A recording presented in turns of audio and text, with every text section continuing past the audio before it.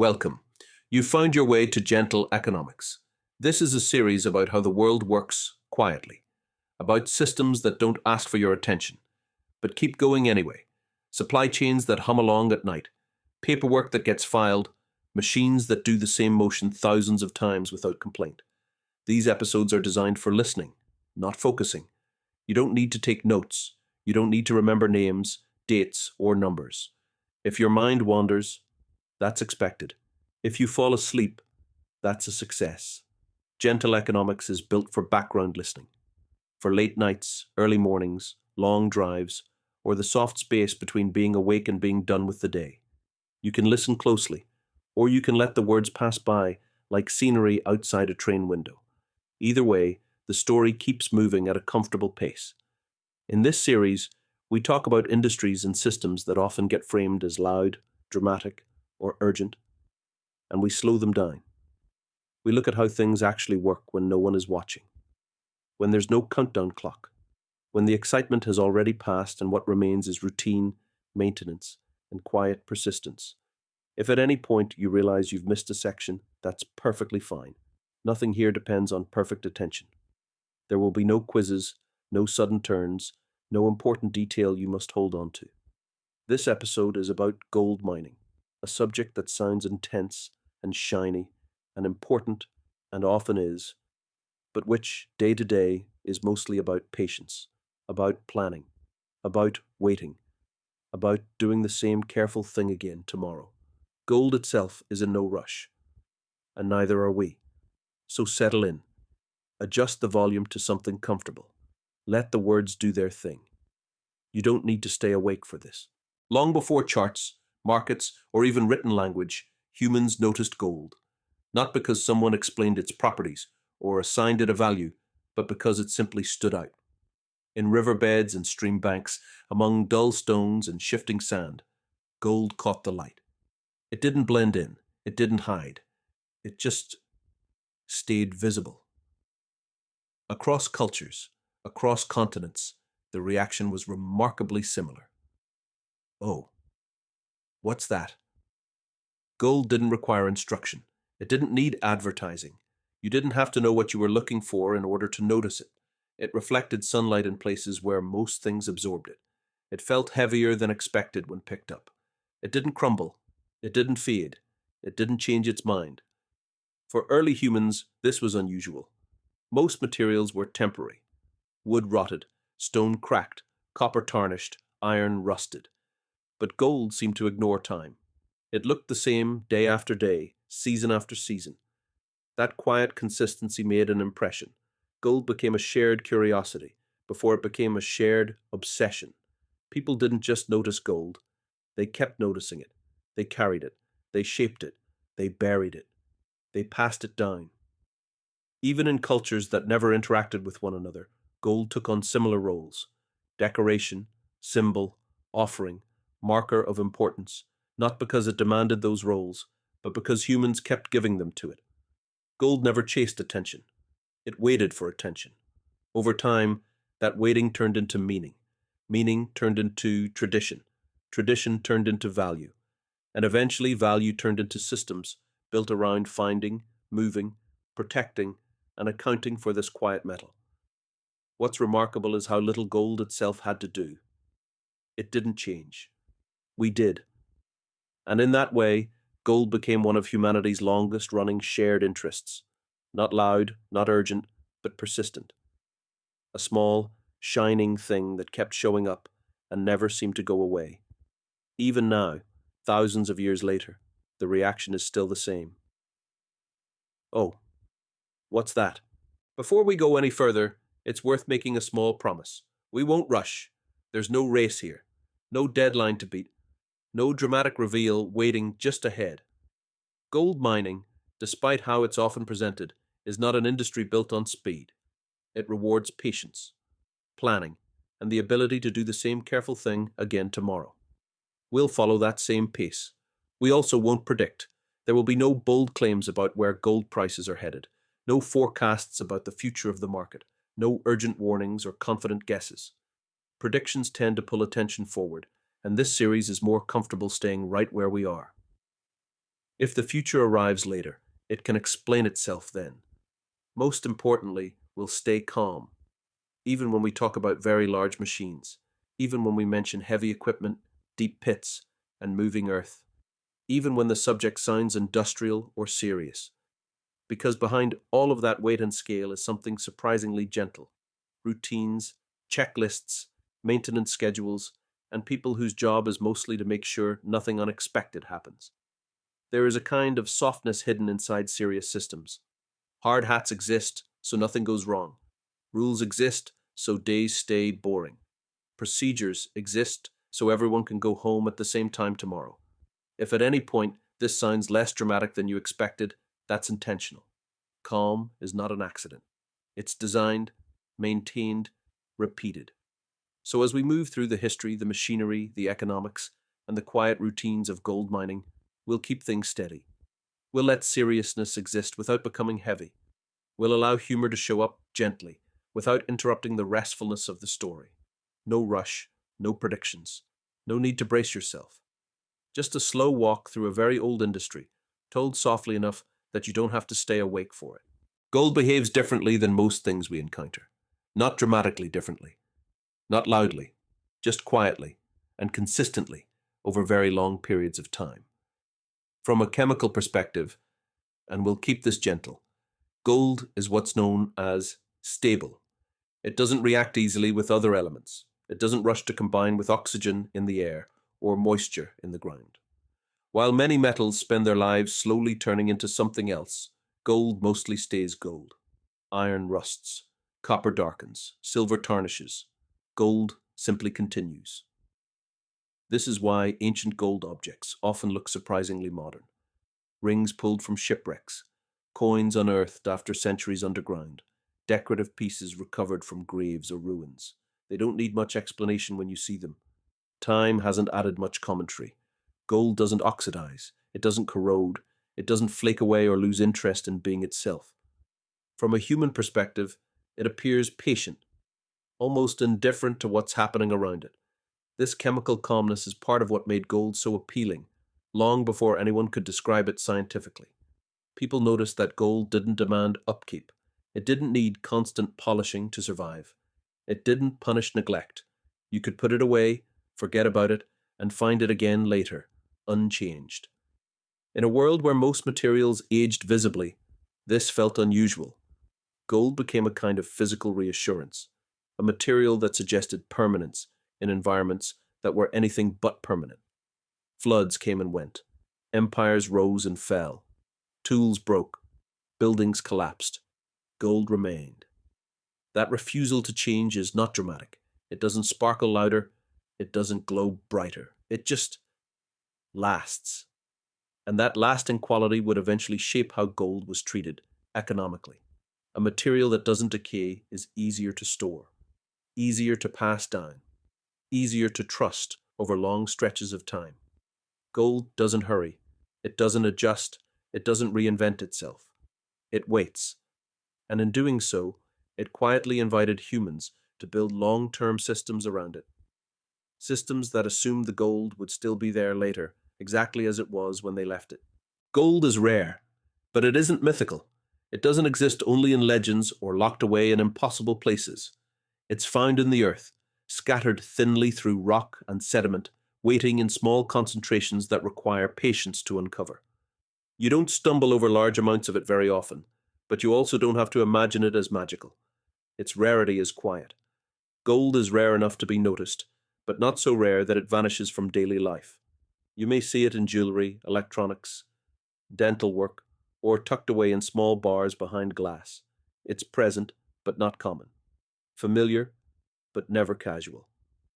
From an economic perspective, this balance matters. If gold were abundant, it would blend into the background. If it were impossibly scarce, it would be unusable.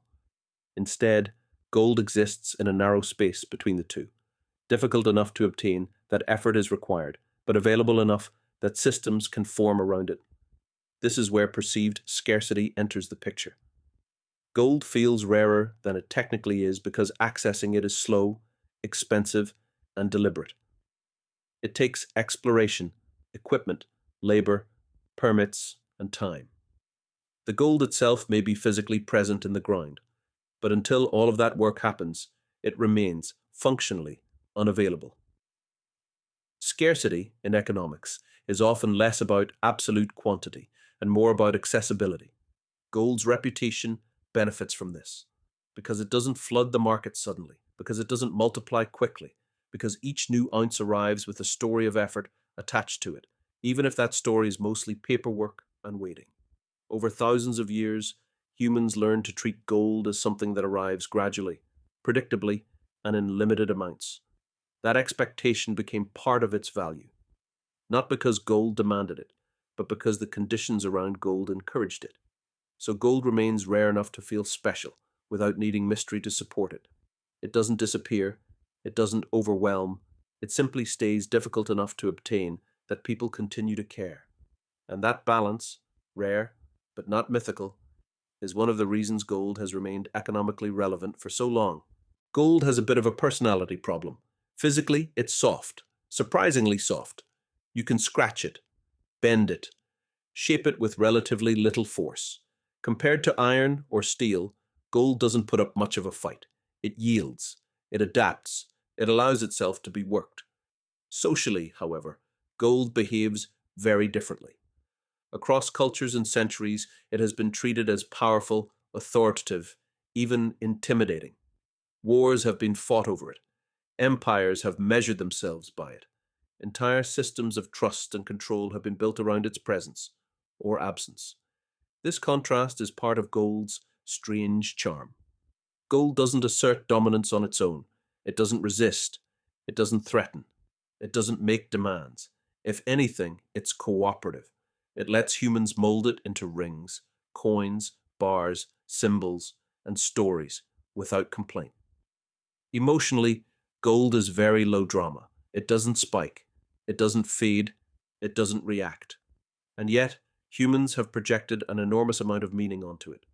Gold became a symbol of permanence in uncertain worlds, a stand-in for trust when trust was hard to maintain, a quiet agreement between people who needed something solid to point to when words weren't enough. Because gold doesn't change much, it became a blank surface for meaning. Humans could assign value, significance, and emotion without worrying that the material itself would interrupt the story. Gold would simply sit there, unchanged, while belief gathered around it. This projection wasn't universal by accident. Cultures that never interacted arrived at similar conclusions about gold's importance, not because gold instructed them to, but because its physical properties made it an ideal container for human ideas, soft enough to shape, stable enough to last, rare enough to matter. Gold didn't insist on being important. It allowed itself to be treated as important, and that may be its most powerful quality of all. Not strength, not hardness, but an unusual willingness to stay the same while humans built meaning around it, carefully, patiently, and over a very long time. Long before mines, before machinery, and before anyone thought of gold as something to be pursued, gold simply appeared. Most early discoveries weren't the result of planning or ambition. They happened by accident, in rivers, in streams, in places where water slowed down long enough for heavier things to settle. Gold is dense, heavier than the surrounding rock and sand. When water moves across a landscape, it carries many things with it, but gold resists being swept away. Over time, it drifts downward, collecting in bends, crevices, and quiet pockets where the current loses interest. This is why so many early gold discoveries began with water. Someone washing clothes notices a flash in the riverbed. Someone crossing a stream sees something that doesn't move like the rest of the stones. Someone pauses, bends down, and picks up a small piece of metal that feels heavier than expected. There was no map, no strategy, no urgency, just observation. Gold panning emerged from this same spirit.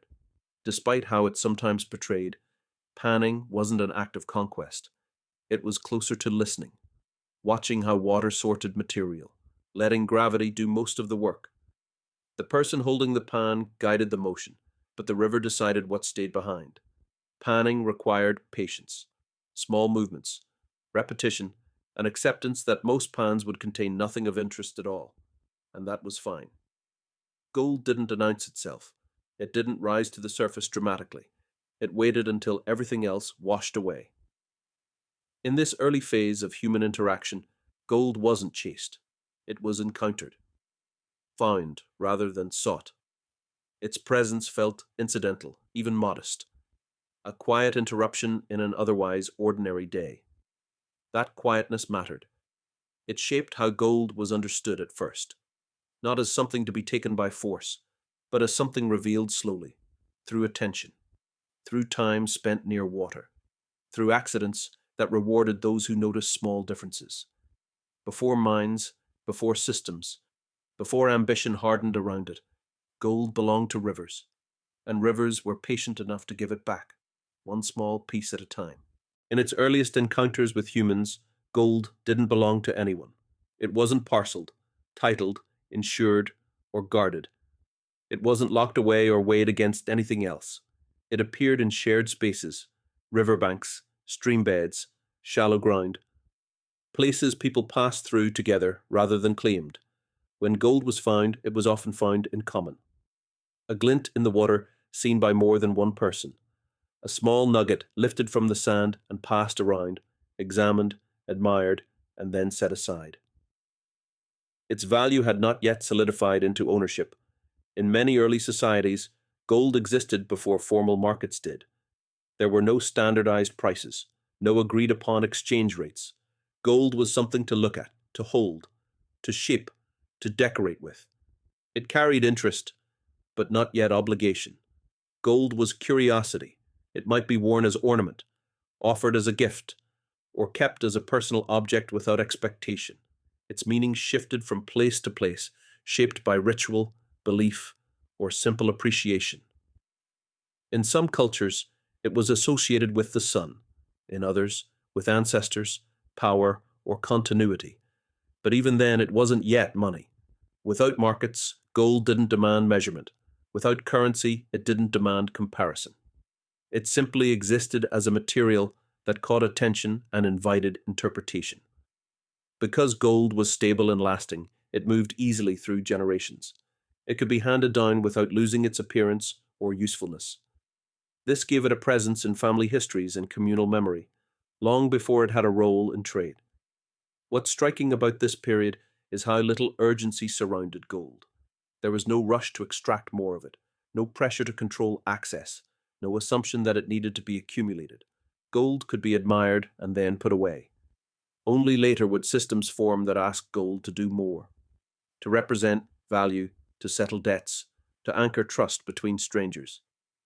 In this earlier time, gold wasn't responsible for anything beyond existing. It was something people noticed, talked about, and sometimes kept, without needing to decide what it was worth. Before ownership, before markets, before currency, gold was simply a shared curiosity. And that was enough. At some point, gold crossed a quiet line, not in a single moment and not everywhere at once, but gradually, as people began to agree, without saying it out loud, that gold could do more than simply be admired. Shiny became valuable. This shift didn't start with grand markets or formal systems. It began with small exchanges, a piece of gold offered alongside other goods, an ornament traded for something practical, a subtle understanding forming between people that this metal could stand in for effort, time, or trust. Gold didn't replace barter immediately, it layered itself on top of it. Because gold was durable, it solved a small but persistent problem in early trade. How to store value. Food spoiled. Tools wore out. Animals required care. Gold, however, could be set aside and retrieved later without losing its usefulness. This made it convenient. Not exciting, just useful. As trade networks expanded, gold began to act as a bridge between strangers. Two people who didn't know each other well could still agree on gold. They didn't need to share language, customs, or long-term relationships. Gold became a neutral object that carried meaning across distance. Still, this wasn't yet currency as we think of it. There were no standard weights, no stamped faces, no fixed prices. Gold's value remained flexible, negotiated, and local. But the idea had taken root. Gold could represent something beyond itself. This is the moment when gold stops being just pretty. It becomes a placeholder, a promise, a way to move value through time and space without carrying everything with you. And because gold behaved consistently, physically unchanged, chemically stable, it earned that role slowly, without needing to prove itself again and again. Gold didn't demand to be trusted. It made trust easier. Once that happened, systems began to form around it. Not all at once, not urgently, but enough that gold's relationship with humans shifted from appreciation to expectation. It was still beautiful, still quiet, still patient. But now, it had a job. For a long time, gold moved quietly through human history. And then, suddenly, it didn't. Gold rushes are what happen when patience briefly loses the argument. In places like California, the Klondike, and Australia, small discoveries turned into large stories very quickly. A few findings became rumors. Rumors became headlines. Headlines became crowds. And before anyone could slow the process down, entire populations began moving in the same direction. Gold rushes form when information travels faster than infrastructure. A glint in a river becomes a promise of abundance. Stories grow as they move. The difficult parts, cold, distance, risk, disappointment, tend to arrive later, quietly, after the excitement has already done its work. What drove these rushes wasn't just gold itself, but the idea of immediacy, the belief that wealth was suddenly available to anyone willing to arrive first. That delay meant loss. That hesitation meant someone else would take what was meant for you. Human impatience became an economic force. People left jobs, families, and entire lives behind to chase something they had never seen, in places they had never been, alongside people they didn't know. The speed of the movement mattered more than preparation.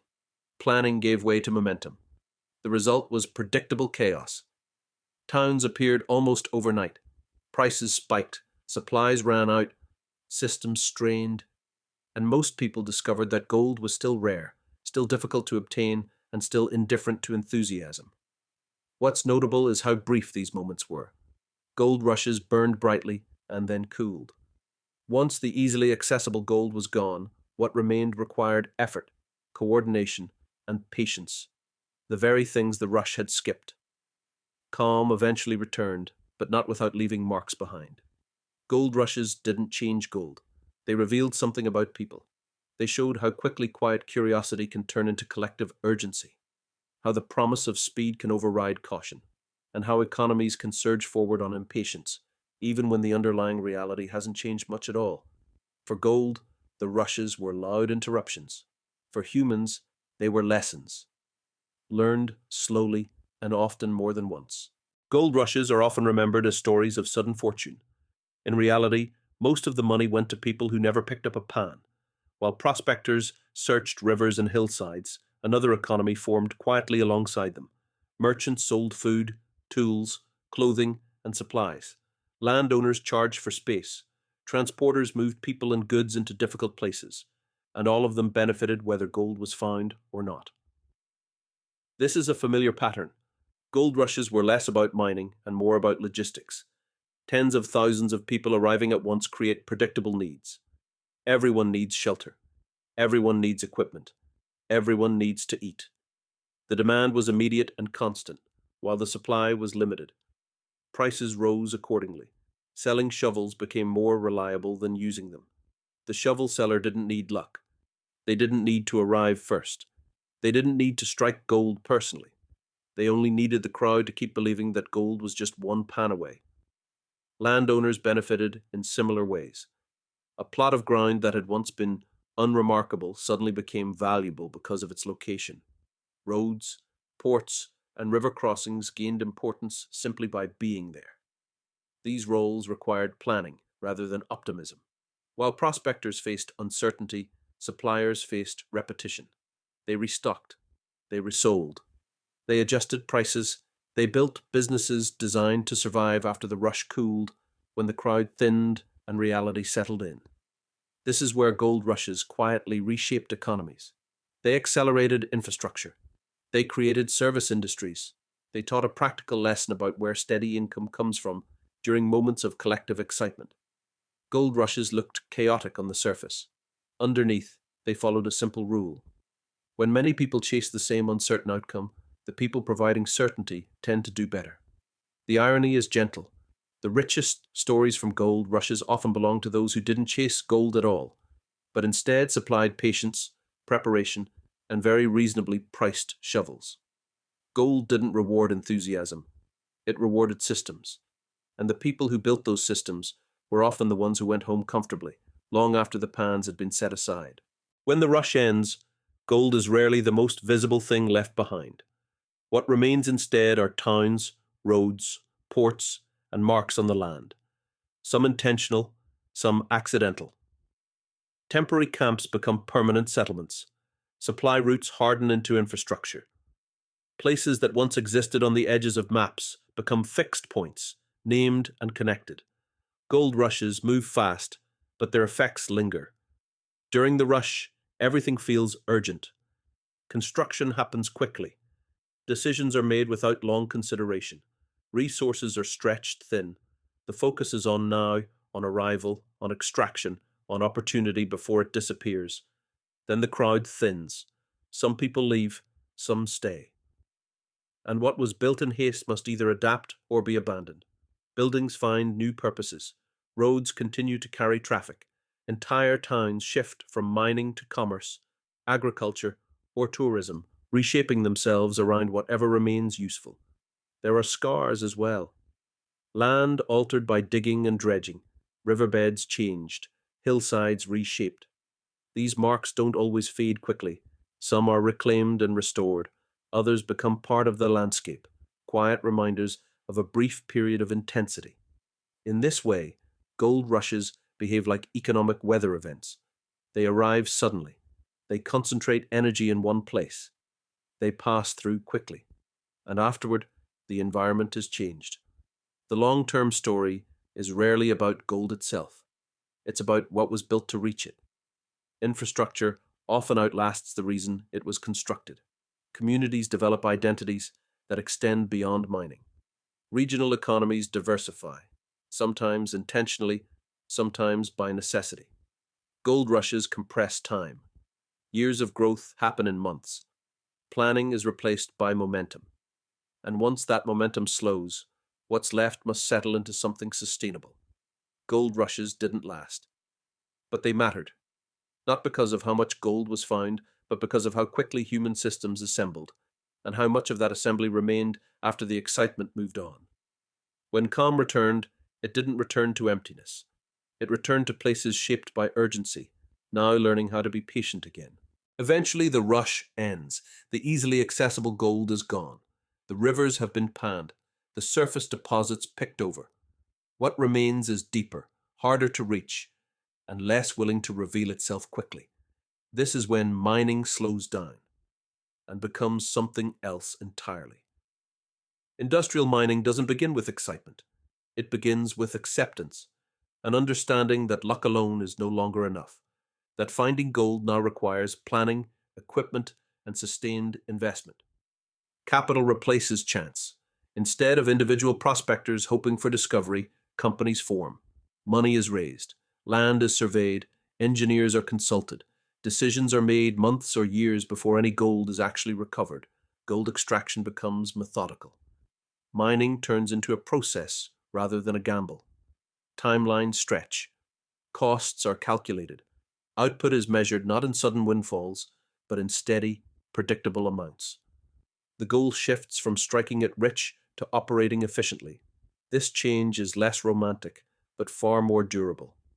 Industrial mining favors patience over speed.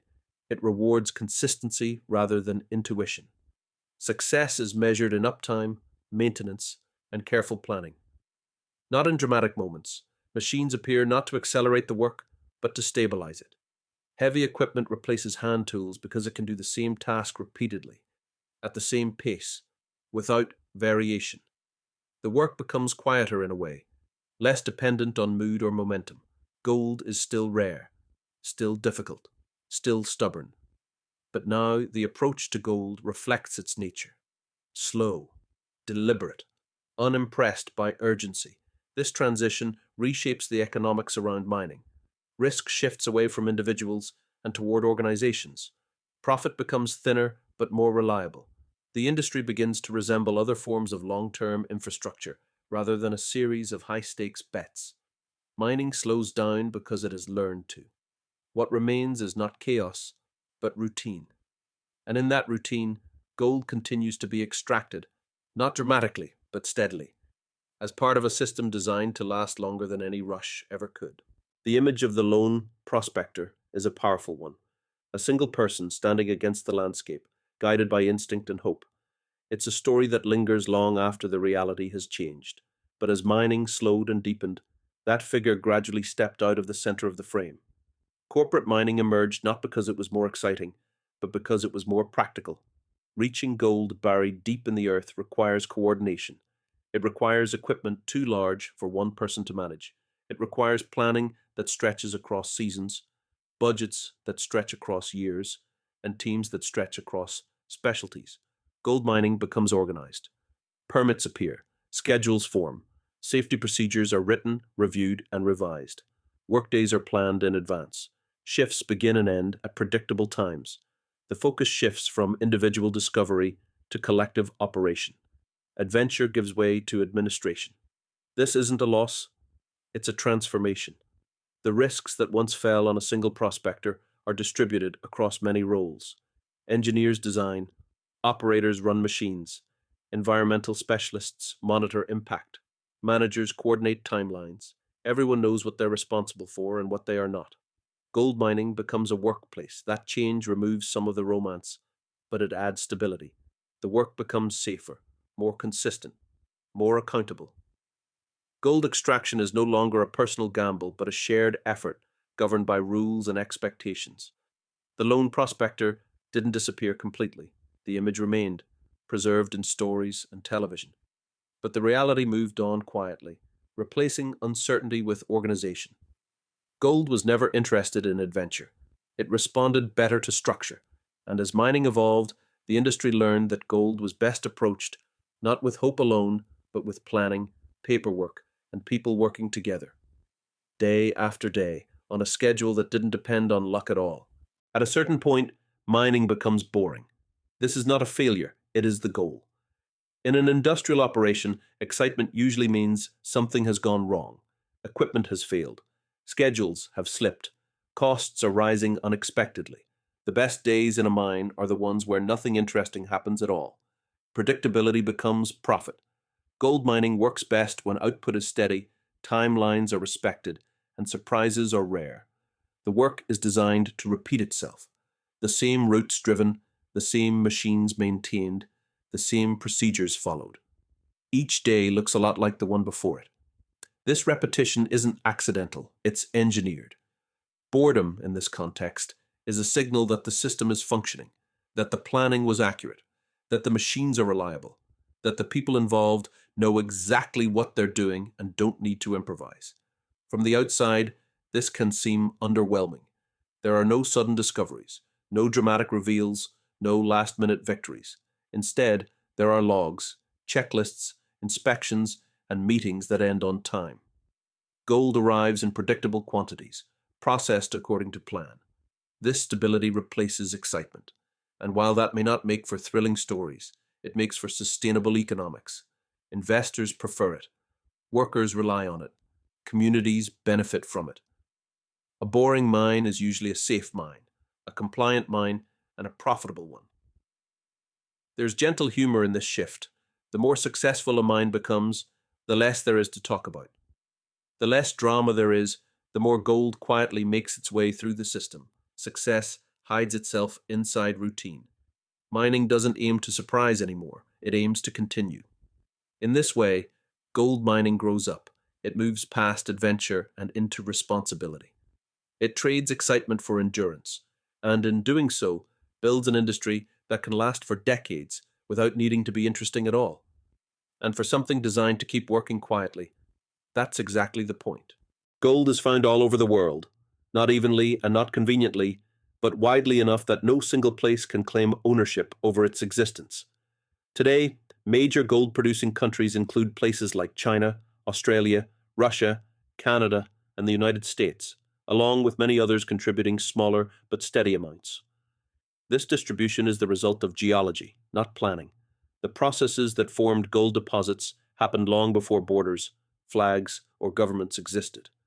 Continental drift, volcanic activity, and immense pressure shaped where gold ended up, without regard for future politics or human preference. Gold doesn't care where it is. It doesn't recognize national boundaries. It doesn't respond to policy changes. It doesn't adjust itself based on who controls the land above it. It simply remains where geological history placed it, waiting to be found or left alone. This creates an interesting tension. Modern gold production operates within national frameworks, regulations, labor laws, environmental rules, and taxation. But the resource itself is indifferent to all of it. A gold deposit doesn't become more cooperative because it's in a stable country or more difficult because it's in a remote one. It behaves the same way everywhere. As a result, gold mining reflects both global and local realities at once. A mine might be part of an international supply chain, selling gold into a global market while operating in a very specific landscape with its own climate, communities, and challenges. Decisions made far away influence operations on the ground, but the rock itself remains unchanged. This geographic neutrality is part of what keeps gold relevant, because no single nation controls it, because no region produces it instantly or effortlessly, because supply arrives gradually, from many places at once. Gold's global presence smooths extremes. It prevents sudden dominance. It encourages long-term thinking rather than quick extraction. Where gold comes from today is less important than how consistently it arrives, quietly, predictably, from wherever the earth happened to put it. And wherever that is, gold remains exactly what it has always been: patient, unmoved, and entirely uninterested in the map drawn above it. Most gold mines are far from cities, not accidentally and not inconveniently, just because that's where the gold is, away from dense populations, away from familiar landmarks, often beyond the places where roads naturally want to go. Gold prefers isolation. Modern mines are frequently located in deserts, mountains, forests, and wide stretches of land where human presence has always been light. These places are chosen not for comfort, but for geology. What matters most is what's beneath the ground, not what's nearby. Working in these environments creates a particular rhythm. Shifts are long, travel times stretch, days are structured around distance rather than clocks. Workers often live on site for extended periods, following schedules that repeat steadily, weeks on, weeks off, designed to balance effort with recovery. There is a quietness to this work. Not silence exactly. Machines operate. Radios hum. Engines idle. But the surrounding space absorbs sound. There are no crowds, no traffic, no constant interruption. The work unfolds at its own pace, shaped by terrain and weather rather than urgency. This distance serves a purpose. Remote locations allow mining operations to exist without constant interference. They reduce conflict with daily urban life. They create clear boundaries between work and everything else. When a shift ends, the mine doesn't follow you home, because home may be hundreds of miles away. Gold mining, in this way, becomes contained. The isolation encourages routine, focus, predictability. Distractions are limited. The environment reinforces the idea that the work is steady, not reactive, planned, not improvised. Gold doesn't benefit from noise. It doesn't respond to crowds. It doesn't speed up under pressure. Isolation suits it. And so gold mining settles into places where the horizon is wide, the nights are dark, and the work can proceed quietly, one shift at a time, without needing attention from anyone who isn't already there. In those remote spaces, gold extraction becomes less about pursuit and more about presence. Gold mining operates at two levels at once. At the national level, it appears as numbers: production totals, export values, royalty rates, and tax contributions. Gold becomes part of economic planning, reserve management, and long-term fiscal strategy. It's discussed in reports and budgets, often far from the mine itself. At the local level, it looks very different. It looks like jobs. Mining operations create employment in places where options may otherwise be limited, not only for miners but for mechanics, drivers, engineers, administrators, and support staff. These roles are often stable, scheduled, and well defined, a contrast to the uncertainty that can exist in remote regions. Gold mining brings income into places that are otherwise quiet. Royalties and taxes flow upward from these operations, supporting public services at regional and national levels. Roads, schools, healthcare, and infrastructure benefit indirectly from gold moving through the system. The metal itself may leave the area, but its economic effects remain behind. Infrastructure is one of the most lasting impacts. To operate a mine, access is required. Roads are built, power is extended, communication networks are established, water systems are managed. These investments often outlive the mine itself, continuing to serve communities long after extraction ends. When mining stops, the work doesn't simply disappear. Some people move on, others stay. The infrastructure remains quietly integrated into everyday life. A road that once carried heavy equipment becomes a local route. A power line continues to deliver electricity. A settlement established to support mining finds new reasons to exist. This is where gold's economic influence becomes subtle. The metal leaves, but the systems it required do not vanish overnight. They settle into the landscape, becoming part of the local economy's foundation rather than its focus. Gold mining, in this way, acts as a temporary catalyst. It brings resources, organization, and investment into remote areas, and then, ideally, steps back, leaving behind structures that can support whatever comes next. Nationally, gold is a line item. Locally, it's a chapter. And long after the last ounce is removed, the effects of that chapter continue quietly, woven into the places where the work once happened. In modern gold mining, digging comes surprisingly late. Long before a single shovel touches the ground, most of the work has already happened, quietly, carefully, and often without anyone noticing. The search for gold begins with observation rather than excavation. Exploration is the first step. Geologists study maps. They examine rock samples. They look for patterns shaped by ancient forces: pressure, heat, and time. Satellite imagery, ground surveys, and small test drills provide clues, not certainty. Nothing is rushed. Every step is designed to reduce surprise later. This phase is about probability. No one is asking, is there gold here? The real question is, how likely is it that enough gold exists here to matter? Answers arrive slowly. Data is collected. Models are built. Assumptions are tested and retested. Entire teams may work for years without producing a single ounce of gold, and that is considered progress. Planning follows exploration. Environmental studies are conducted. Communities are consulted. Costs are estimated conservatively. Timelines stretch forward, sometimes a decade or more. The goal is not to begin quickly, but to begin correctly. Gold mining, at this stage, becomes a form of patience training. There are meetings instead of machines, reports instead of rock, schedules that exist only on a paper. The work is deliberate and unglamorous, but essential. Every hour spent planning is intended to prevent many hours of trouble later. What's remarkable is how much restraint is involved. The gold may be there. The technology may be available. The capital may be ready. And still, nothing happens yet. Because modern mining understands something early, prospectors learned the hard way. Acting too soon creates more problems than it solves. Gold responds better to preparation than enthusiasm. So the ground remains untouched, sometimes for years, while decisions are made slowly and carefully above it. In modern mining, patience is not a personality trait, it's a requirement. Once gold has been identified and planning has begun, the next phase arrives quietly: waiting. Modern gold mining is governed as much by paperwork as by geology. Before any extraction can begin, a mine must pass through layers of review, designed to understand not just what will be taken from the ground, but what might be affected in the process. Environmental studies come first. Water use is examined, wildlife patterns are mapped, soil, air, and surrounding ecosystems are studied carefully, often over multiple seasons. The goal is not speed, but understanding. These studies don't ask whether mining is possible. They ask how it can be done responsibly or whether it should be done at all. Community input follows. People who live near a proposed mine are consulted.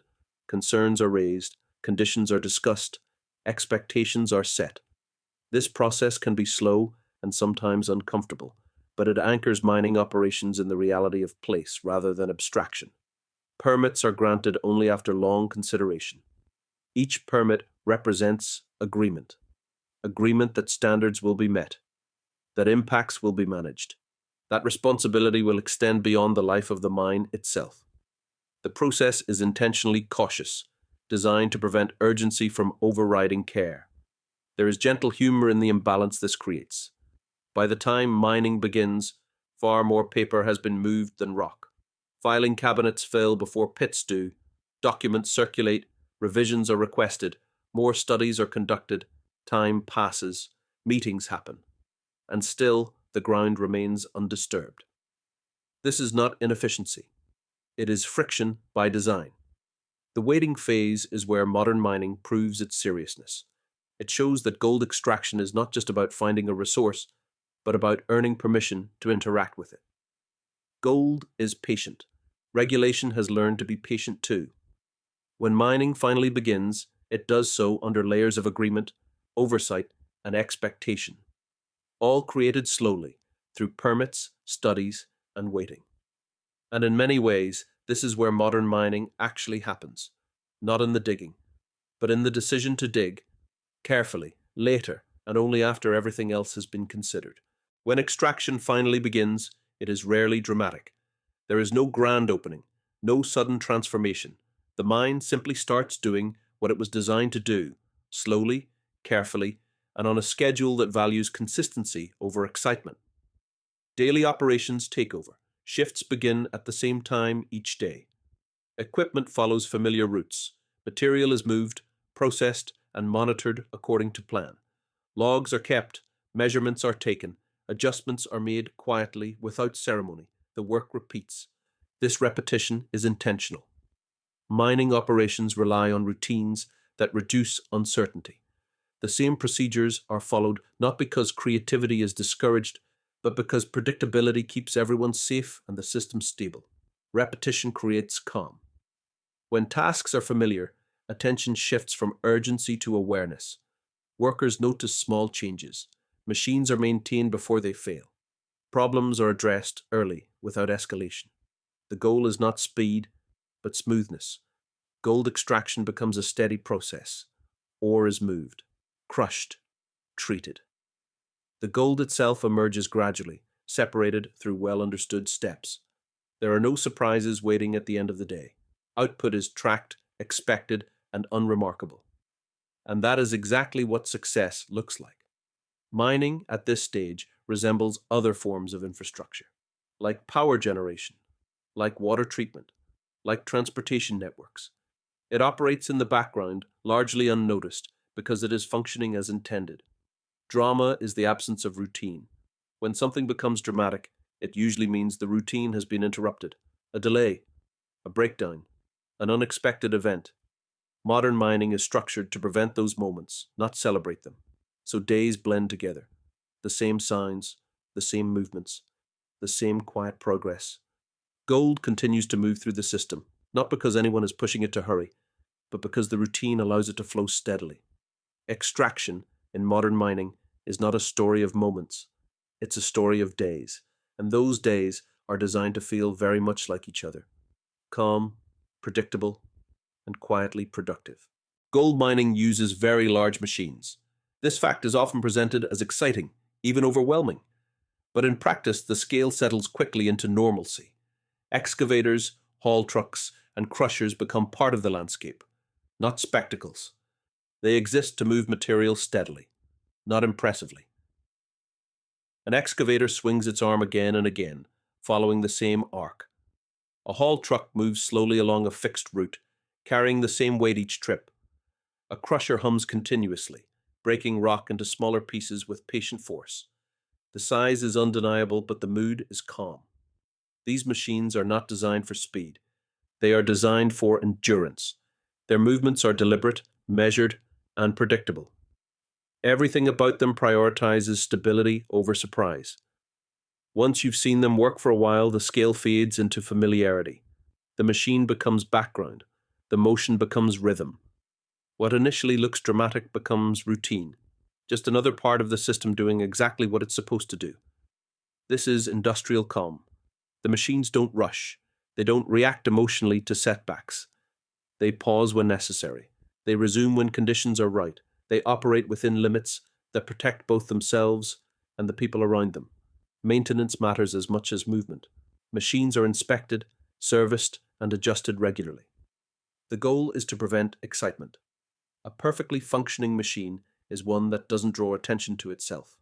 Its success is measured in quiet reliability.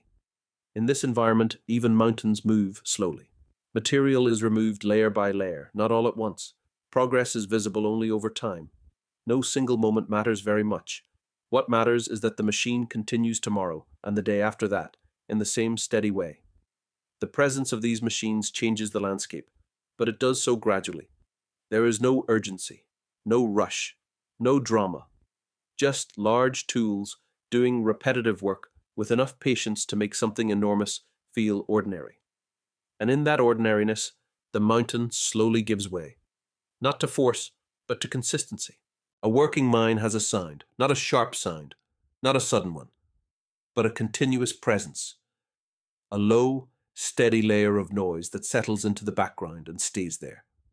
Engines idle, motors turn, conveyors move. The dominant tones are low-frequency hums, vibrations that don't demand attention, but fill space quietly. They're felt as much as they're heard.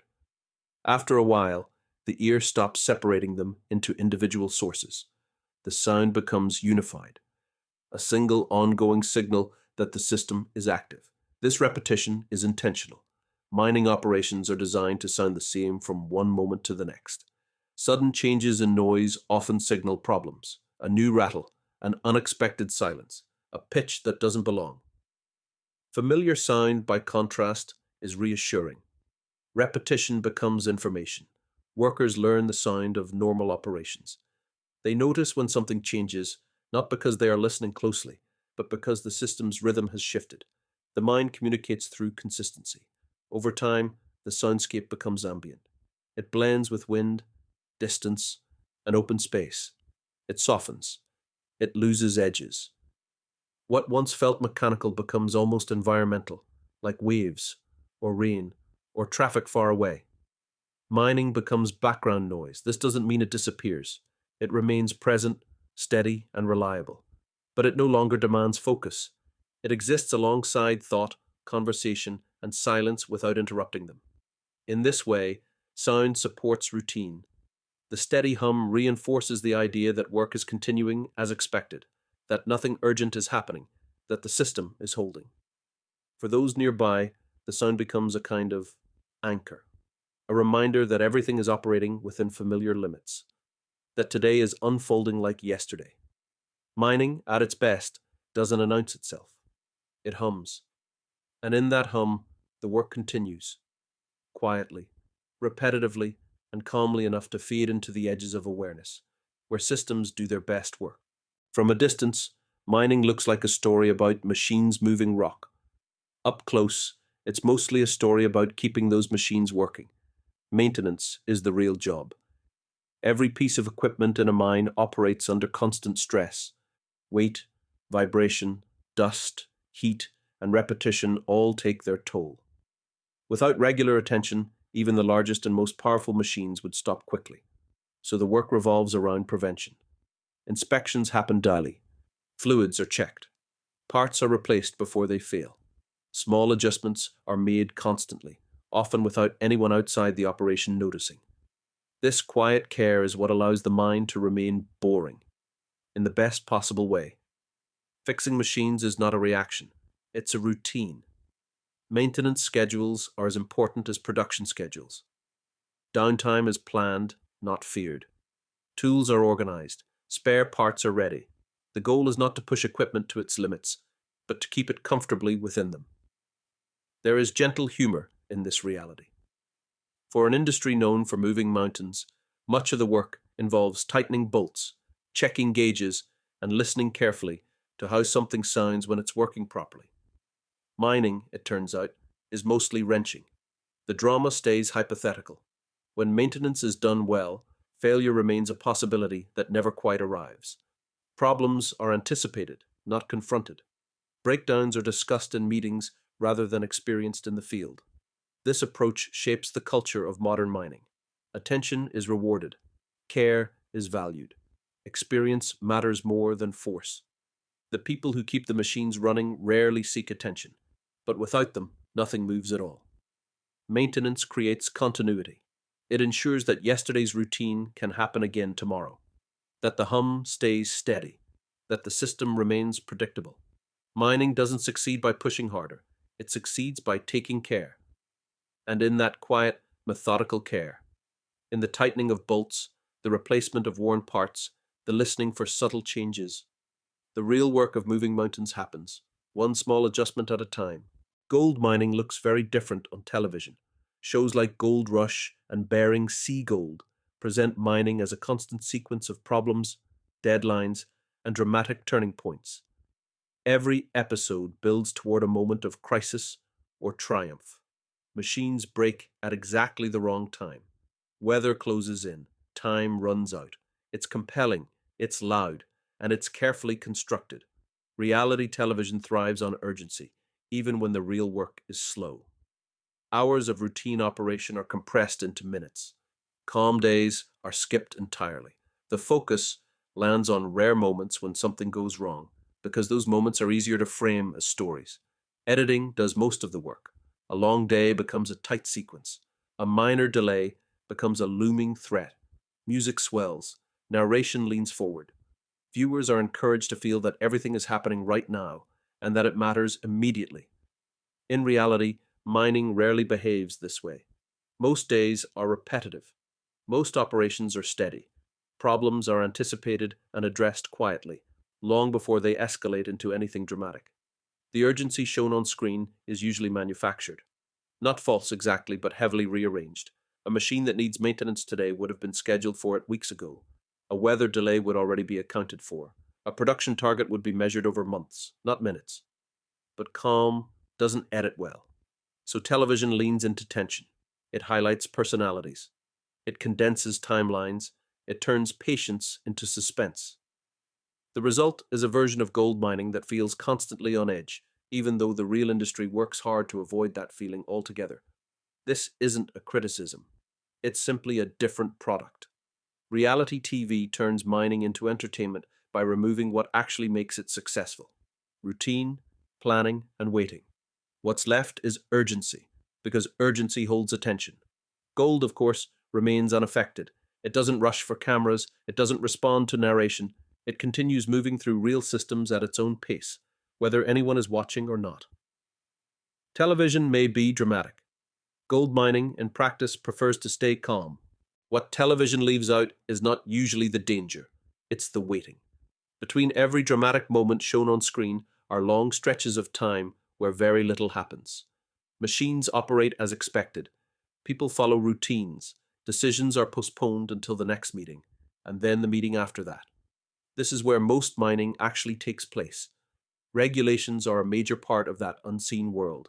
Mines operate within detailed frameworks that govern safety, environmental impact, labor practices, and reporting. Compliance isn't a side task. It's embedded into daily operations. Inspections are scheduled. Reports are filed. Conditions are monitored continuously. None of this makes for exciting television. Waiting is even harder to film. Waiting for permits. Waiting for weather to improve. Waiting for test results. Waiting for approvals. These pauses aren't empty. They're purposeful. They exist to prevent rushed decisions and unintended consequences.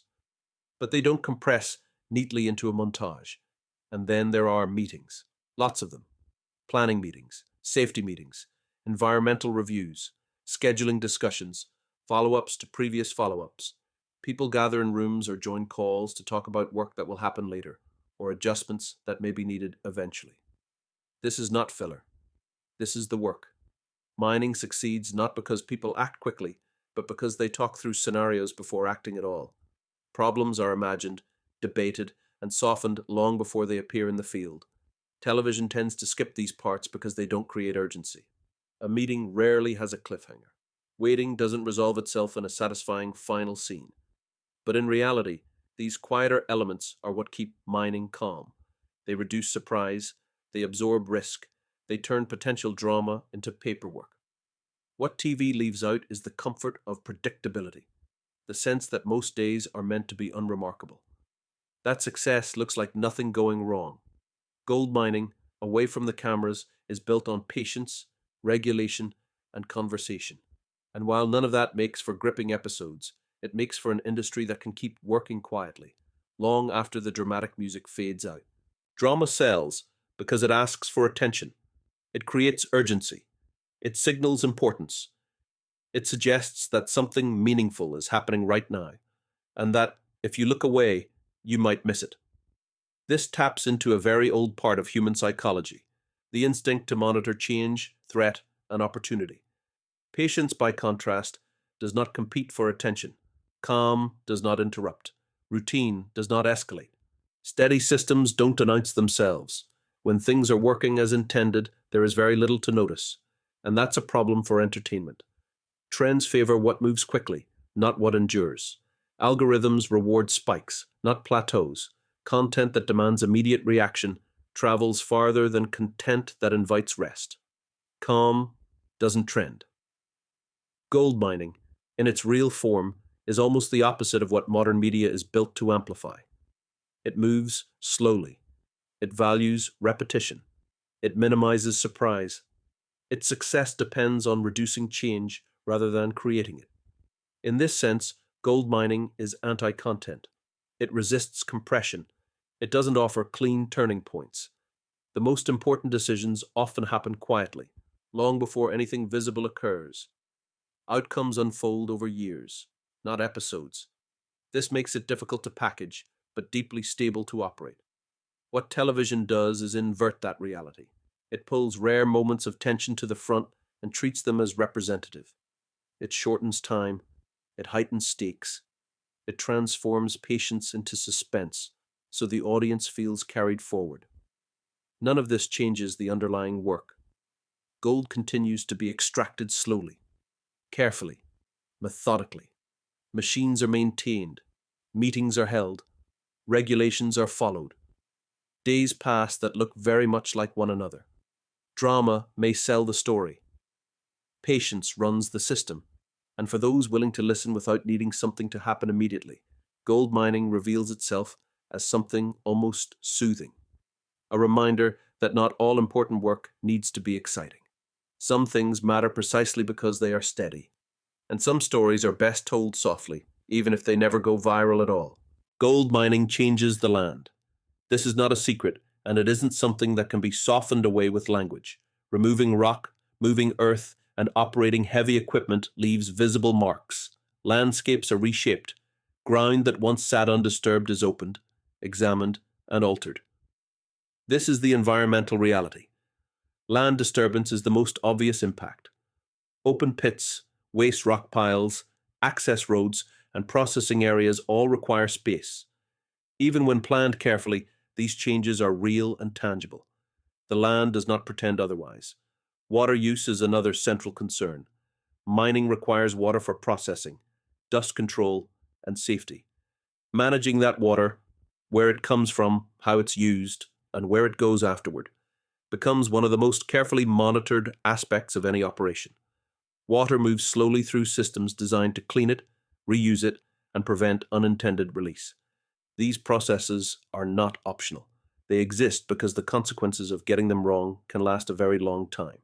Gold itself does not disappear. Neither do environmental effects. Soil chemistry can change. Water systems can be altered. The land remembers what happens to it, even after activity stops. This is why modern mining treats environmental impact as a long-term responsibility rather than a temporary inconvenience.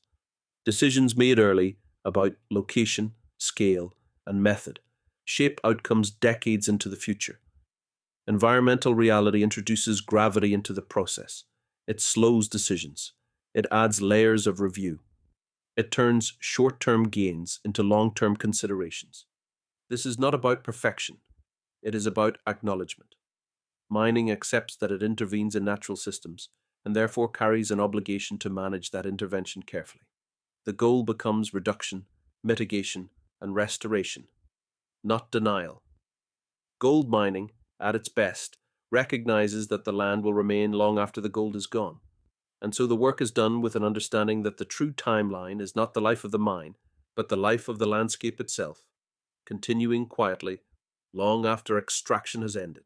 Regulation is often described as something that gets in the way.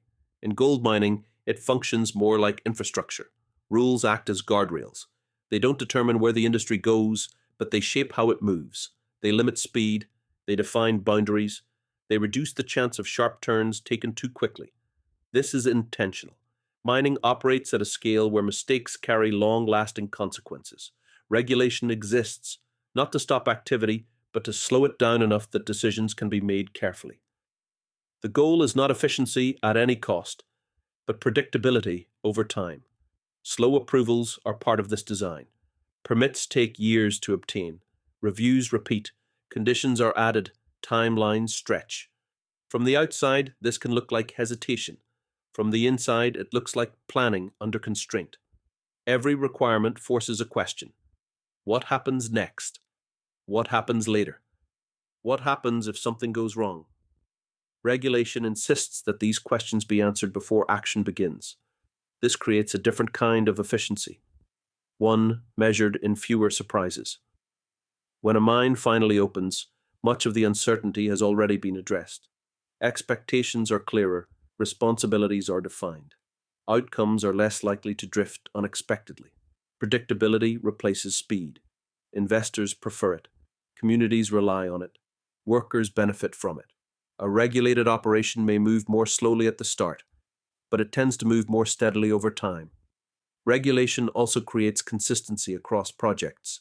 By applying similar standards to different operations, rules allow experiences to accumulate. Lessons learned in one place inform practices elsewhere. Over time, regulation becomes a shared memory for the industry, a way of not repeating the same mistakes. This is why regulation belongs in the background. Like roads, power lines, and safety systems, it supports everything without asking for attention. When it works well, it's barely noticed. When it's absent, problems arrive quickly. Gold mining doesn't thrive in chaos. It thrives in environments where limits are clear, expectations are stable, and the pace allows for care. Regulation provides that structure, not as an obstacle, but as a framework that lets mining proceed slowly, responsibly, and with fewer reasons to hurry at all. Every mine is built with its ending already in mind. This is one of the quieter realities of modern gold mining. From the very beginning, plans are made for how the work will stop, not abruptly and not carelessly, but deliberately, with attention to what remains after extraction ends. Reclamation is the process of giving land back. As mining winds down, equipment is removed. Structures are dismantled. Open areas are reshaped. Soil is restored. Vegetation is replanted. The goal is not to erase all evidence of mining, but to guide the land toward a stable, usable state once again. This planning doesn't wait until the last ounce is removed. Reclamation plans are written before mining begins. They're reviewed, revised, and funded in advance. Financial guarantees are often set aside to ensure that restoration happens even if ownership changes or operations stop unexpectedly. This is the exit strategy chapter. Unlike stories where the ending is improvised, modern mining treats closure as a requirement, not an afterthought.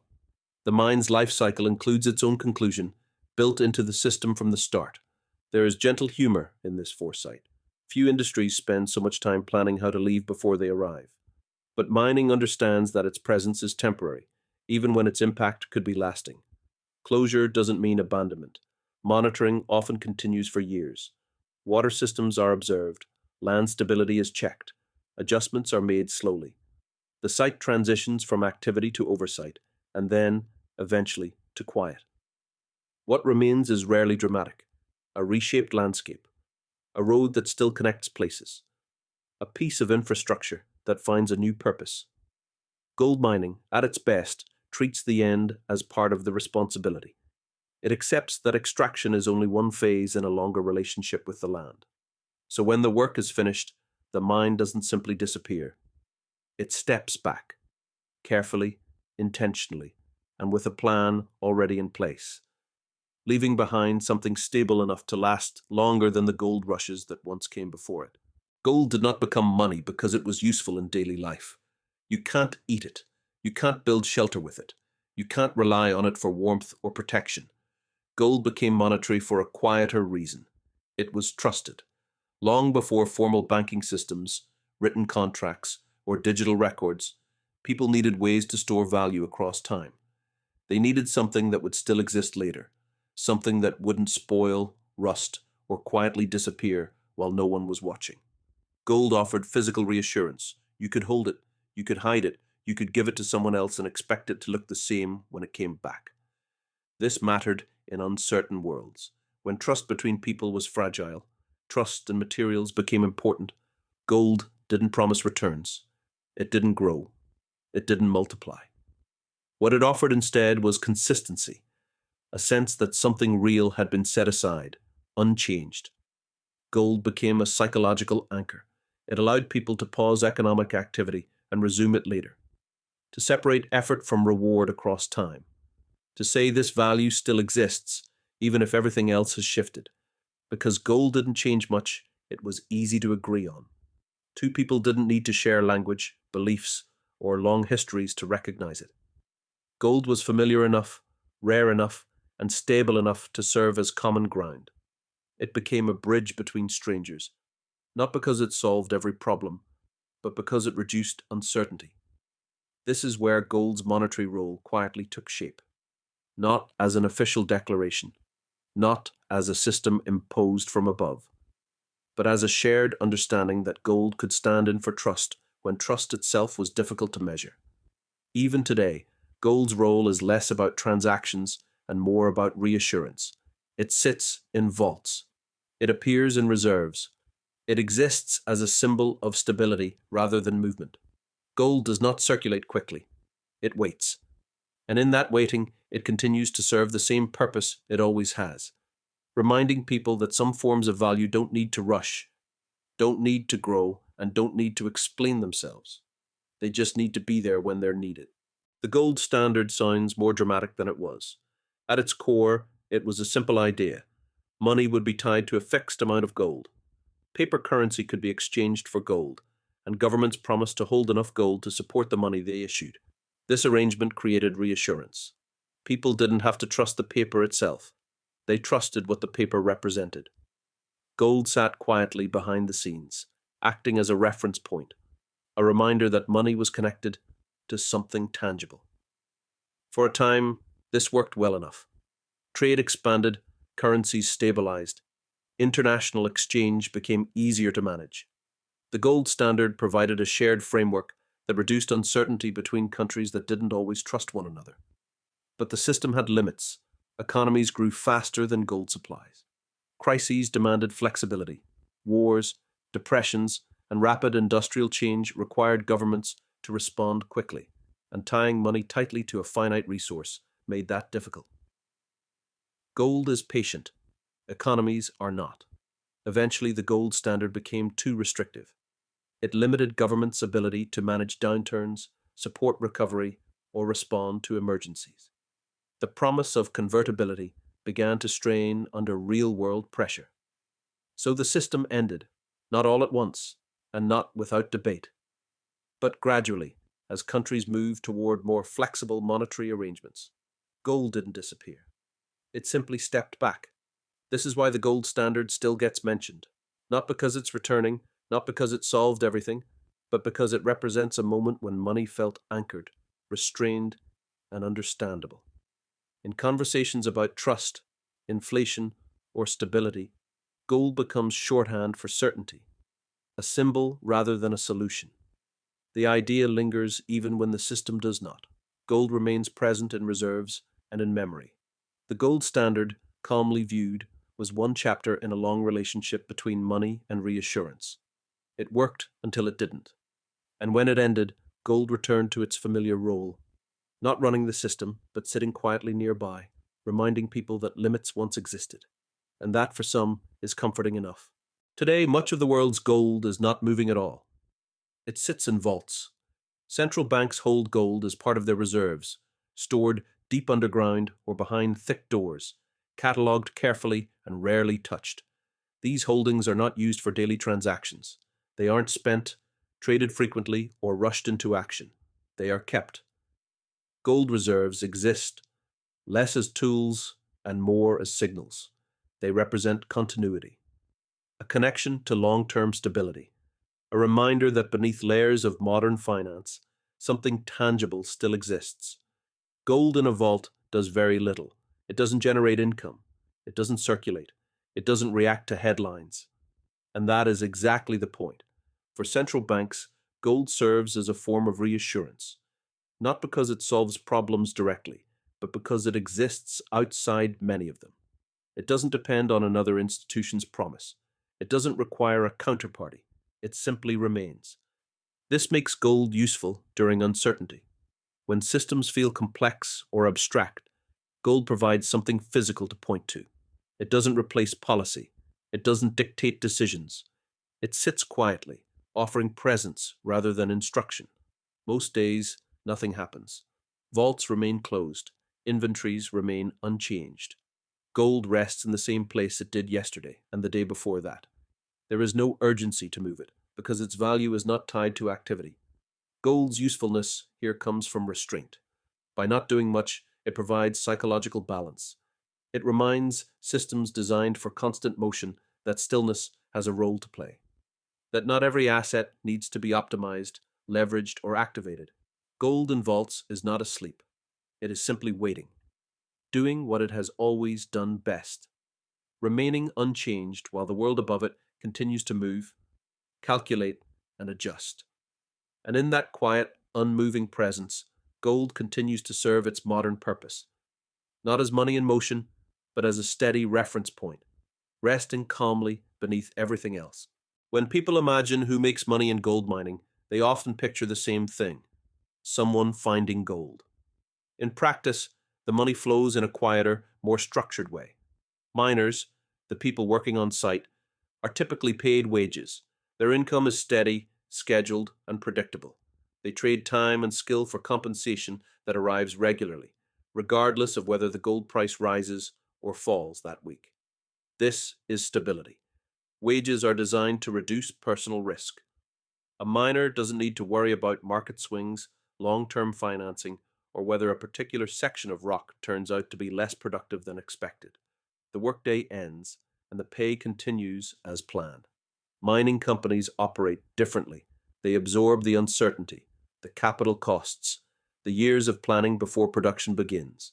They invest in land, equipment, studies, and infrastructure long before any gold is sold. Profits, when they arrive, come after long periods of exposure to risk. This is where risk distribution matters. Individuals are protected by structure. Companies accept volatility in exchange for the possibility of long-term returns. Neither role is inherently better. They simply serve different purposes within the system. Gold mining has learned to favor stability over windfalls. The industry no longer depends on sudden discoveries to function. It relies on consistent output, managed costs, and careful planning. Profit margins are often modest, spread across years rather than concentrated in moments. This approach reduces extremes. Workers aren't ruined by bad luck. Companies aren't saved by miracles. Everyone operates within expectations that prioritize continuity. The result is an industry that looks less exciting than its legends suggest, but far more sustainable. Money moves through contracts, schedules, and forecasts rather than sudden strokes of fortune. Gold mining no longer asks people to bet their lives on chance. It asks them to show up, follow routines, and trust systems designed to keep surprises small. And in that quiet arrangement, wages on one side, long-term risk on the other, the industry continues to function, not as a story of jackpots, but as a steady economic process that rewards patience more than luck. Some of the most consistent winners in gold mining never touch gold at all. They build the tools. They move the materials. They keep everything working quietly in the background. Equipment manufacturers are among the most reliable beneficiaries of mining activity. Excavators, haul trucks, crushers, drills, and processing systems are expensive, specialized, and essential. They wear down. They require replacement. They need parts, upgrades, and ongoing support. Gold prices rise and fall. Machines still need maintenance. This creates steady demand. Manufacturers don't rely on discovering gold. They rely on mining continuing, anywhere, at any scale.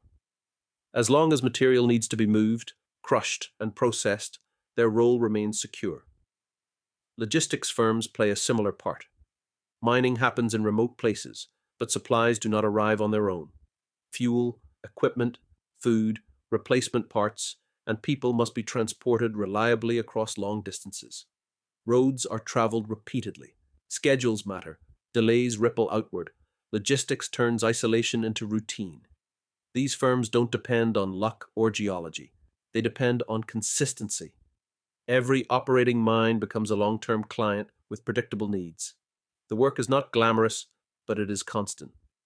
Then there are service providers, environmental consultants, safety inspectors, engineers, IT support, catering services, medical staff, administrative contractors.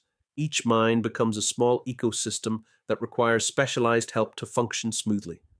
These roles scale quietly. As mining becomes more regulated and complex, the need for expertise increases. Service providers benefit from standards that require careful documentation, monitoring, and compliance. Their work rarely makes headlines, but it keeps operations moving forward. Together, these hidden winners form the backbone of modern mining. They experience less volatility than those directly exposed to gold prices. Their income is tied to activity, not outcomes. As long as mining exists, their services remain necessary. Gold mining, viewed this way, is not just about extracting a resource, it's about sustaining a network. And within that network, the most stable returns often belong to those who support the process rather than chase the metal itself, quietly earning their place by making sure everything else keeps working, day after predictable day. Gold mining does not operate in isolation. Wherever it happens, it does so within public frameworks, and those frameworks shape how the benefits of mining extend beyond the mine itself. One of the quiet beneficiaries of gold extraction is government. This happens primarily through taxes and royalties. Royalties are payments made for the right to extract a resource that belongs in principle to the public. Gold beneath the ground is not created by the company that mines it. Governments act as stewards, setting terms for access and ensuring that some portion of the value returns to the broader community. These payments accumulate slowly. Unlike sudden windfalls, royalties arrive over time, aligned with production rather than discovery. This creates a form of long-term income, steady, predictable, and easier to plan around than boom and bust revenue. Taxes add another layer. Mining companies pay corporate taxes, payroll taxes, and various fees tied to operation and compliance. Workers pay income taxes. Suppliers and service providers contribute through their own activity. Gold mining becomes woven into the fiscal fabric of a region, supporting public services without needing constant attention. Gold functions here as a public revenue stream. Not dramatic, not immediate, but persistent. This revenue often supports infrastructure, education, healthcare, and environmental oversight, including the very systems that regulate mining in the first place. In this way, gold mining contributes to a loop of accountability and support. What makes this arrangement durable is its patience. Governments don't rely on gold rushes. They rely on continued operation. A mine that runs smoothly for decades provides far more public value than one that burns brightly and disappears. This encourages stability over speed. Regulatory frameworks are designed to preserve this balance, allowing extraction while ensuring that benefits extend beyond private gain. The goal is not to maximize short-term revenue, but to integrate mining into long-term economic planning. Gold mining, in this role, becomes less about ownership and more about stewardship. The metal leaves the ground, but its value circulates through public systems. quietly funding things that last longer than the mine itself. And in that slow, steady contribution, gold fulfills another role it has grown into over time. Not just a private asset, but a shared resource supporting the structure around it. Great. We'll move cleanly into Chapter 13, keeping the same sleep documentary cadence, no predictions, and gentle framing. Over time, the easy gold tends to disappear first. What remains is still valuable, but it exists in lower concentrations, spread more thinly through rock. This doesn't mean gold is running out. It means the work of finding and extracting it becomes more careful and more precise. Lower grade gold requires more planning per ounce, more analysis, more processing, more patience. Mining adapts by becoming more efficient rather than more aggressive.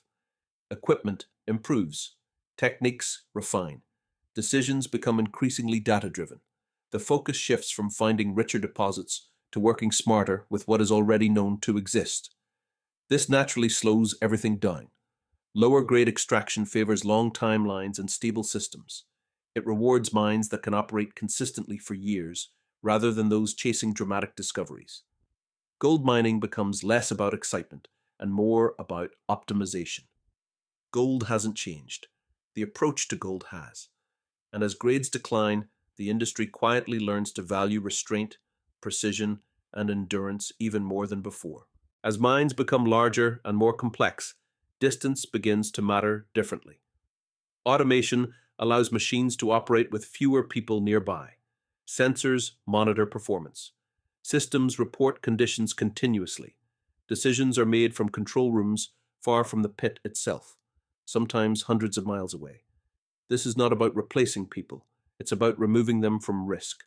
Automation reduces exposure to hazards, stabilizes operations, and reinforces routine. Machines follow the same paths, at the same speeds, with fewer variations. The work becomes quieter, safer, and more predictable. Distance increases calm. Fewer people on site means fewer interruptions, less urgency, more reliance on systems rather than improvisation. Mining continues its long shift away from adventure and toward infrastructure. Gold is still extracted physically, but increasingly it is managed remotely through screens, data, and steady oversight rather than constant presence. Not all gold mining happens underground anymore. Increasingly, gold is recovered from existing materials, electronics, industrial waste, and discarded products. This is sometimes called urban mining, though it involves more sorting than digging. Gold already in circulation becomes a resource again. Phones, circuit boards, old equipment, small amounts of gold accumulate in everyday objects, and over time, systems develop to reclaim it.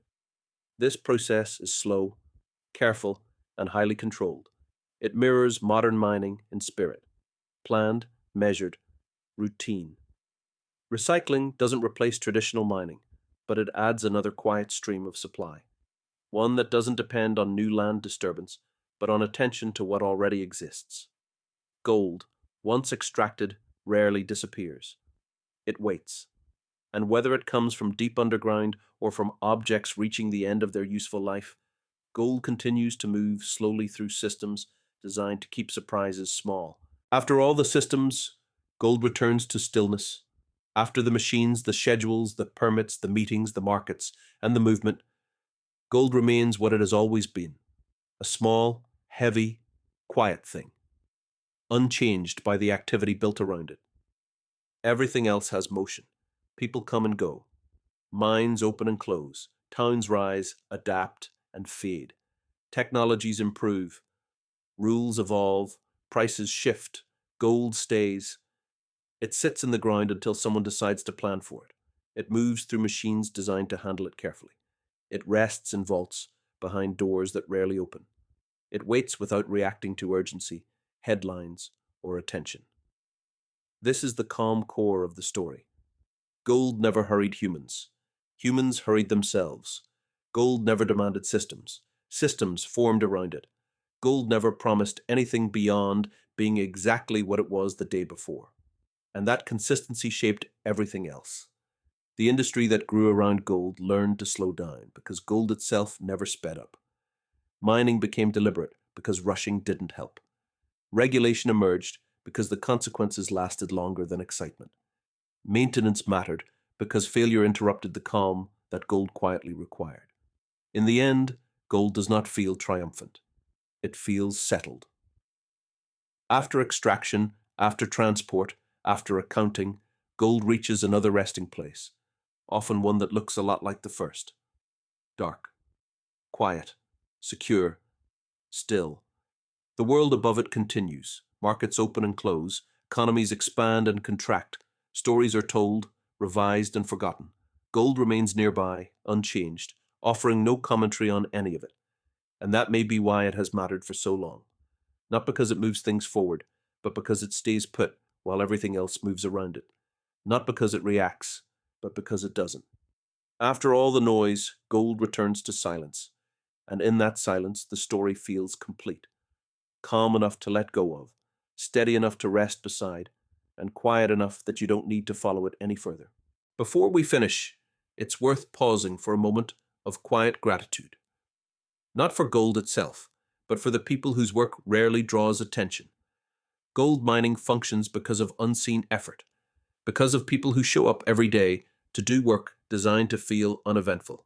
Their success is measured not by excitement, but by how little goes wrong. Miners are part of this story.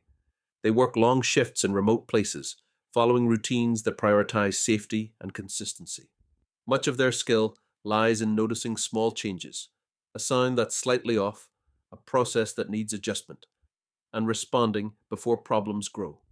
When things run smoothly, their work fades into the background, which is exactly how it's meant to be. Engineers contribute quietly as well. They design systems meant to last.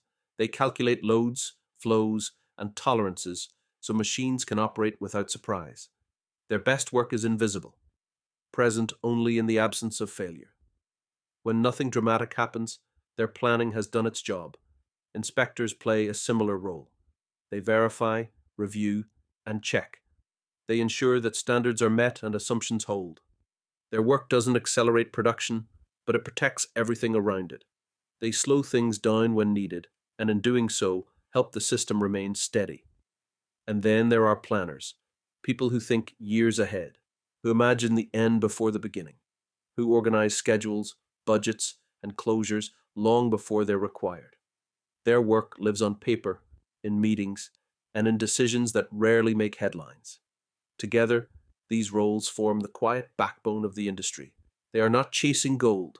They are maintaining balance. Their contributions don't announce themselves. They don't trend. They don't demand attention. They simply make it possible for complex systems to function without constant disruption.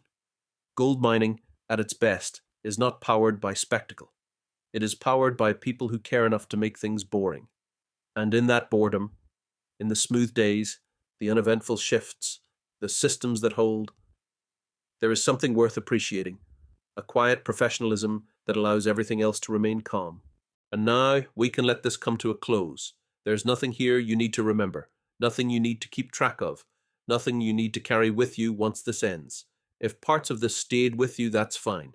If most of it drifted past without settling, that's exactly fine. That's how this is meant to work. Gentle economics isn't about retaining information. It's about spending quiet time with systems that usually operate unnoticed, and then letting them fade back into the background where they belong. Gold will continue doing what it has always done. Mines will open and close. Machines will hum. Plans will be made. Paperwork will circulate. None of that requires your attention. If you're still awake and you find this kind of calm storytelling helpful, you're welcome to gently like the video, subscribe to the channel, or explore some of the other Gentle Economics episodes. They're all made in the same spirit, slow, steady, and designed to keep you company without demanding focus. There's no pressure to do any of that right now. Everything will still be there later. And if you're already drifting, you don't need to come back. You don't need to restart. You don't need to hear the end. Let the words soften. Let the ideas dissolve. Let the day finish quietly on its own. The systems have settled. The shiny rock is still. Nothing else is required of you. So rest. Good night.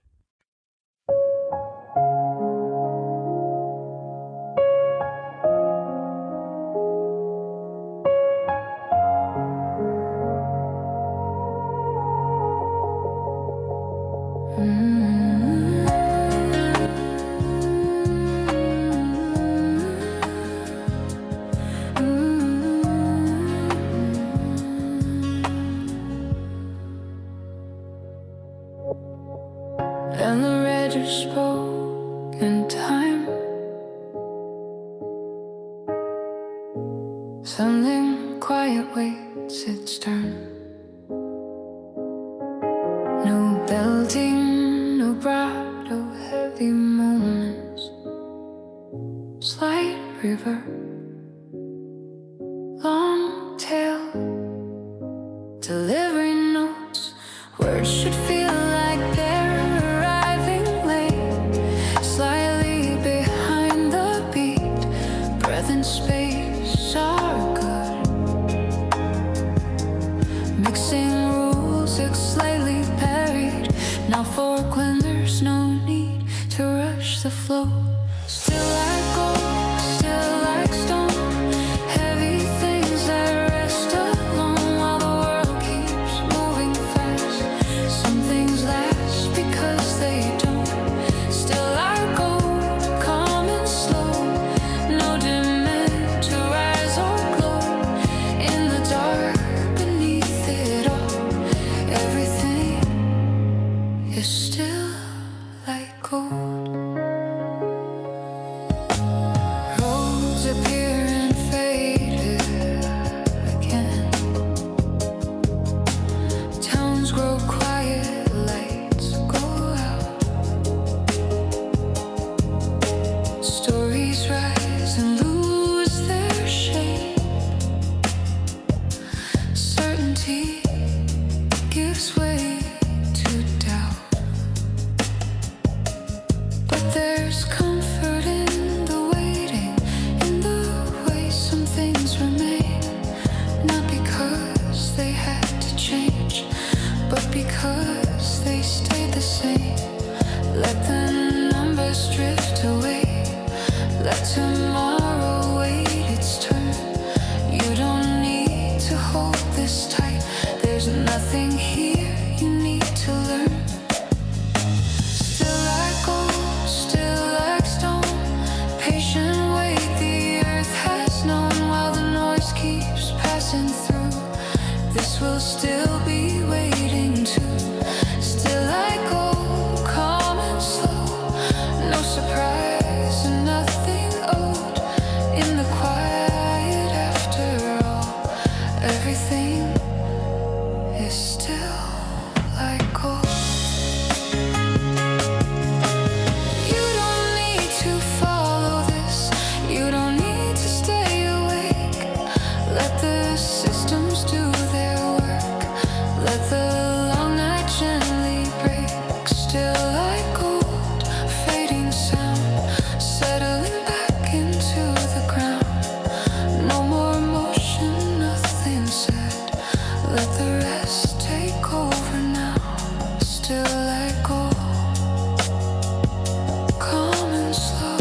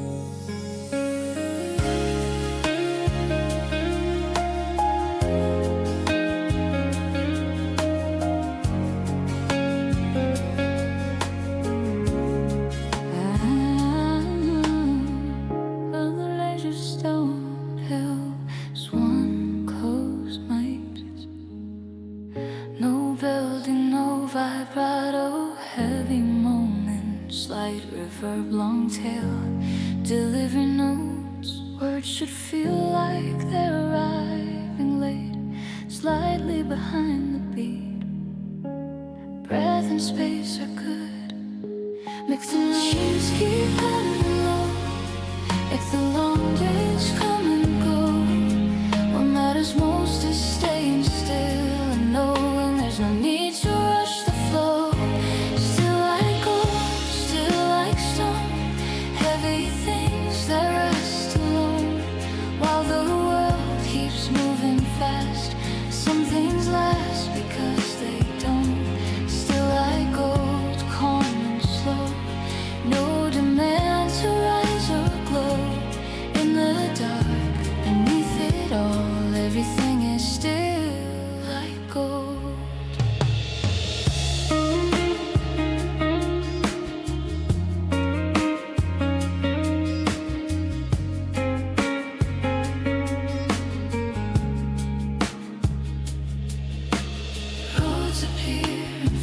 again. Towns grow quiet, lights go out. Stories rise and lose their shape. Certainty gives way to doubt, but there's comfort in the waiting, in the way some things remain. Not because they had to change, but because they stay the same. Let the numbers drift away. Let tomorrow wait its turn. You don't need to hold this tight. There's nothing here you need to learn. Still like gold, still like stone. Patient wait, the earth has known.